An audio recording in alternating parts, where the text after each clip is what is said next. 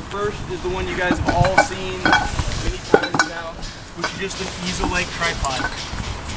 I'm gonna show you guys, I've run enough rope academies, I've built this thing enough wrong. After seeing this class, I really feel this is the cleanest and fastest way to build it.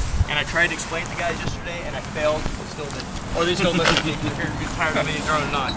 When you build it, this is my favorite way. My edge is that crack over there, the far one. So we're back away from the edge.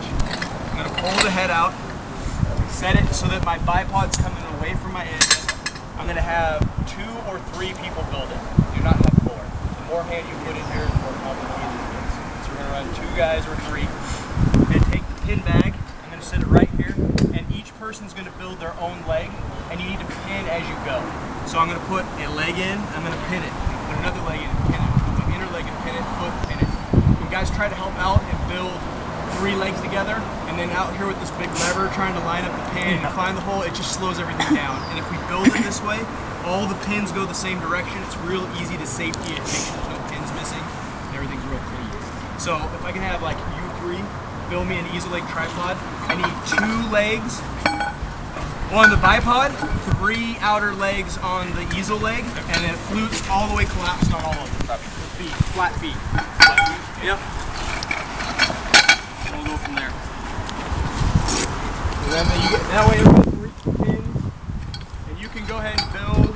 Each bag should have everything you need for each leg, and then you can go ahead and start building the easel leg right off here, just up in the air.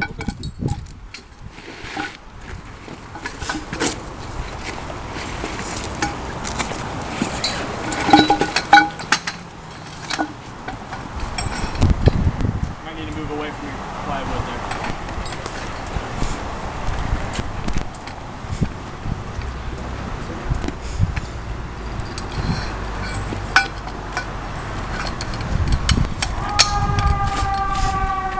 Go ahead and go all the way collapsed on there.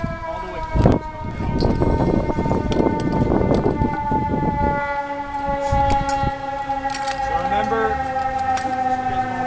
those inner legs could be used anywhere. We can put them in between these 2.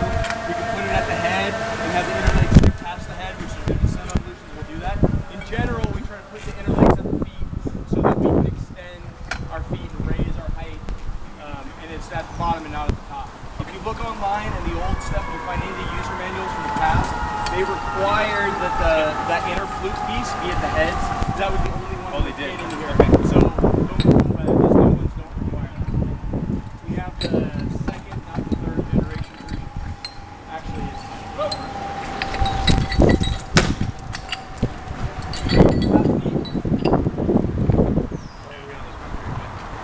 I want the flat feet. It wasn't a question. Or a suggestion. Are you gonna just please put on the flat feet. Jason's like,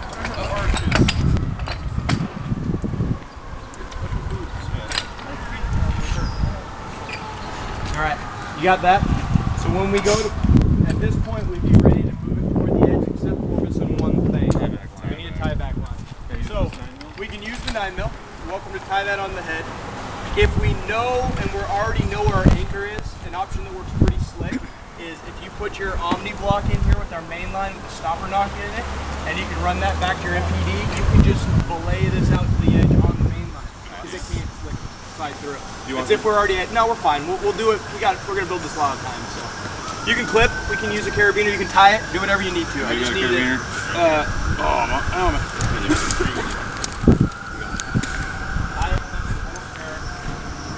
This thing would go back to an anchor, and then you can either throw it into an anchor and put it on a mooter around one of those billards. Just needs to belay this out. And all this is we know in our evolutions, we know in ours, we're not building this to lower somebody down. We've already repelled rescuers. We've got guys working down below. So when we set this near the edge, we just can't have any option of having a fall hazard we created and dumping on top of guys. So it's got to have a leash when you go put it near the edge. We're going to have one edge guy, right? So whoever that edgeman would be on an edge line. You'd just be the only guy tied off. You wouldn't be tied off because you're just going to bring the easel leg up to him, and he's going to manage the bicep. You guys can visualize it, so I won't take the time. But that's how it works. So let's just go to, we'll turn our field here. edge here is our edge. So let's put our bipod this way with our easel leg facing back. All this stuff back to the seat. Ideally, you build this off to the side where they're building their main line. Yeah. So go ahead and bring it up. Bring our feet closer to the edge as we can. So if you remember our terminology we used in the past, the further we lean this head forward, the more aggressive we are. The further we lean it back, the more passive. If we are worried at all about the edge, we can lean this back and put more work on our attendant trying to clear. But as a general starting point, we're going to start straight up and down. Put our bipod. Put that easy leg on the ground. And we're going to run it about this height. This is something that I was running incorrectly when I was teaching this before. We were always building this mountain. If we're building our own high directional, there's no reason not to bring them up into Stokes so we can keep our patient flat. So if we're running to Stokes with our bridle, we're keeping our gains and our knots to a minimum, we should be able to clear any edge with this being about 6 feet. And this allows us to reach the top, make any changes, pin all our stuff in, and not get stuff out of reach. So we can keep this about 6 feet. We're going through. Confined space is another animal. We're going to build a standard tripod and build as high as possible. And we got to get a Steadco out of a vertical shaft. But in wildland settings, as an attendant, I'm easily going to be able to clear the edge. We're going to go all the way till we hit our top. I'm going to come off, and then my other edgeman, we're going to lower it back down.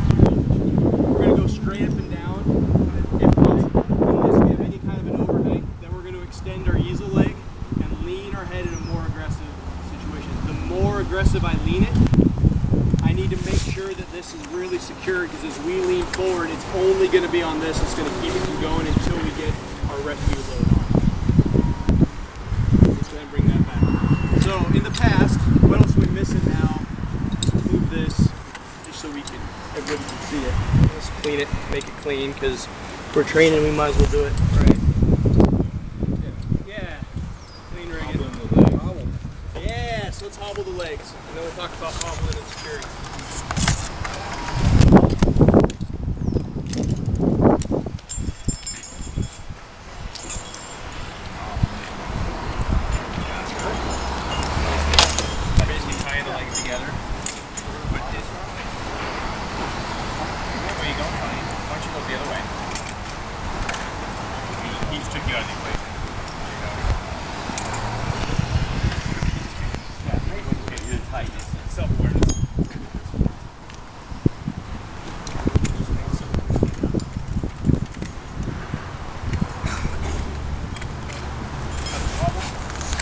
We've gone to the hobble straps as opposed to our old 9mm that we would tie around.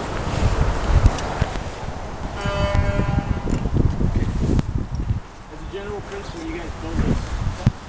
When we build frames, each foot needs to be independently secured. The hobble straps is one way of securing each foot to each other, but that's in itself isn't securing the frame. So the only one we require manufacturer-wise is anytime we run a bipod, which is just still a bipod by the edge, they want a hobble strap between these two to prevent any kind of wishboning, or each foot needs to be independently secured, like with webbing into the grating or whatever we need to do. In the past, let's grab the Omni block out of the head back with you. And then this would be pinned in here, and our main line would run through this, back to our anchor. That's going to create an angle, and that angle is going to land somewhere, and that's called the resultant. Yeah, so our resultant is where our true forces of our frame is going to be on. So that's going to land inside our footprint. So when that would land inside of our footprint here and put this whole tripod in compression, they would call this thing bomber. It's not moving anywhere, right? After going to the class, we found one of the things I didn't really consider. You really need to consider making this frame 100% secure, independent of the result. Because while we're here and we're done with this leash, and we're waiting for them to package before, this frame really isn't secure without the result on there. If this kicks forward, the leash will keep it from going, but we kind of lose. But even worse than that, we lift that up, get right back. Is as guys are working around here and things are happening, ropes are moving, you're on an edge line that will hook a pin as you're moving around, as you're not paying attention, it lifts up, and they have guillotine, they call it, where this kicks up and this slips over the edge, and then the whole frame comes down. The hobbling keeps it from legs kicking forward. The other one is on a smooth surface or grading where these flat feet are on. It was pretty impressive when we ran a frame, rope through here to the ground, and they'd pull on it, and the whole frame would start working its way back, depending on how high our anchor was. So we need to look at some way of making this frame secure, independent of having the result give us compression. So there's a lot of ways we can do it. All these legs are attached, so we can just secure that back foot in any way. That would solve all of our problems. Because we're hobbled, our legs can't keep going, right? We could grab a marginal anchor, run a line to it, and just put this frame and put some downward force just until we got our rigging unit. Yeah, when we're going to get to that one, we can take our leash, come out down to something that's closer to its anchor, not on our foot, something near, and just put this back leg in compression. That's when you can actually wrap this with a piece of webbing. These things are awesome in shear. You could clothe on a piece of webbing and just pull down on any of these legs and lock it down. A grading came out of us. They took a clothes hanger and they dipped in plastic dip, and they just used as a hook to throw webbing to loop around the foot grating in industry, like all the grating. The grating, yeah. Yeah, and they would just wrap a couple wraps and tie one of these feet here, and then we're good. As long as one, because all these are hobbled. Now, if I didn't have it hobbled, I'd have to do that to each individual foot, but that would be an option. But I want to improve our rigging so that our frames are secure, independent of having the result, and then our result blends the footprint, and then it becomes bomber once we add the package. Because one of the things we saw in that one that we did the last training in Camas at the potholes, once our package got up and we landed and everybody's unrigging, we're switching to that steep, this frame was no longer secure. It was easy to bump and have things move. It's bomber while we're doing our lift, but I want it secure prior to our lift. That becomes more and more important the more aggressive we end up with this forward. Right? Good? Okay. So each foot needs to be secured. So in a wilderness setting, you can pound a stake and do a absolutely. We can pig it, and that's what these holes are for. We can pig it. That back leg is great. Right. A lot of times, if it wouldn't be on these feet, we'd have the raptor feet, the one carbide tip. If you can find a pocket of like to drive that foot in, and all these sink into the ground, we're pretty good. The one thing we want to do, yeah, grab the main line. Show it. Somebody can see it.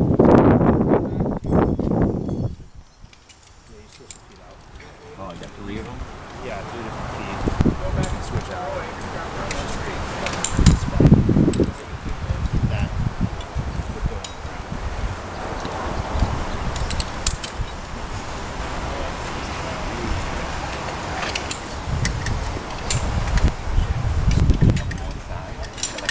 A mini vortex? Yeah, with my backpack. Right, exactly. Not humping this thing. Yeah. We know a hump of this nowhere.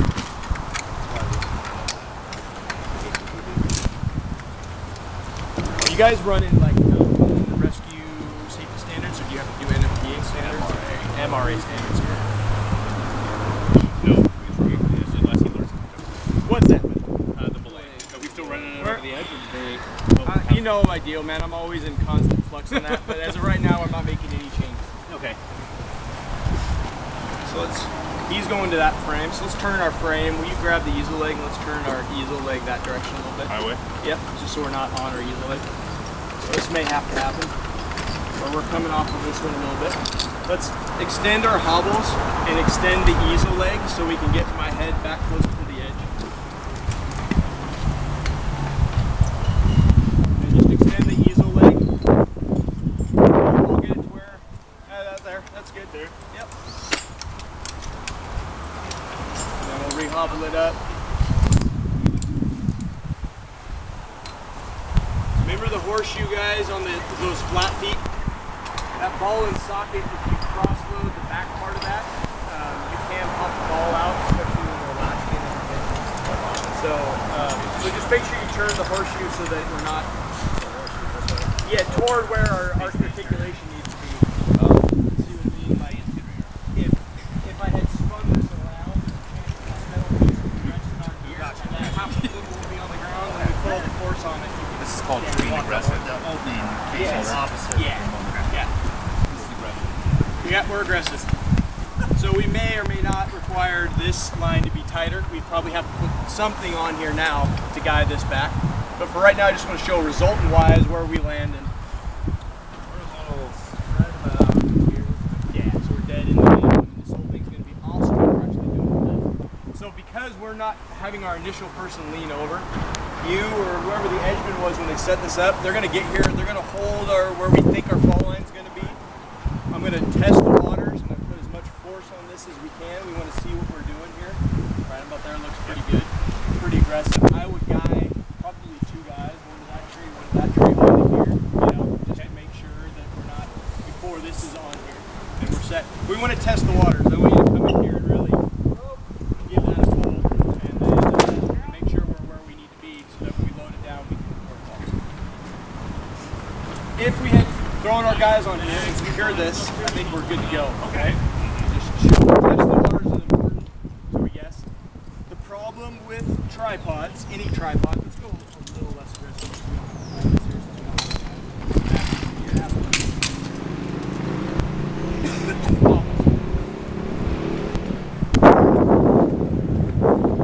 There you go. Here, will you just pull up rope on main so you put this tight. That's good. That'll hold us. This was an alternate way of making our lead forward. If that was already loaded in MPE, you could belay us out just with this. Right. Okay. Alright. So we got our live pod here. We're good. Tripods, while they're easier for us to rig because all of our result lands in there, they're inherently less stable than bipod or a monopod once those are back in. Because I have to know what my fall line is. And if my fall line, if they decide to run the rope out here, and then they decide that, turns out my fall line actually came from this direction, up and in, I start to be able to make this a lever and just lift this leg up and over. Whereas you can envision if I put a monopod here and quad guide it down full strength, you can pull that any direction. You can pull it up to the moon if you want to, it can't go anywhere. This, our resultant has to land. So while they're easier for us to rig initially, we have to be aware that we have to know where our fall line is. And a lot of times we don't know that until that rescue is loading and coming up. So just be aware that we may have to move the frame, or if it turned out that our resultant came this direction, we're on this one, I may need to guide this way to prevent this from having any. It's one of the two. I got to re-guide, and if I don't have that tree right there to guide to, then I'm gonna have to move my frame to make my resultant land in front of it, which is not my problem. That's why we really like to have the guys rappel and package, and then that final rescuer who's going to be the attendant, set this up and lower him down so that he can pre-plan his route back up, see where all his problems are, see where he needs to get above or below the litter to get over his overhangs, and everybody sees the fall line while it's a one-person load going down, and we know what's coming back up. And call this good. Any questions on this? Has there always been our basic standard hobble? Use the hobble straps, independently secure the feet, and make sure the frame is secure independent of our resultant stuff. And I'm going to go into some other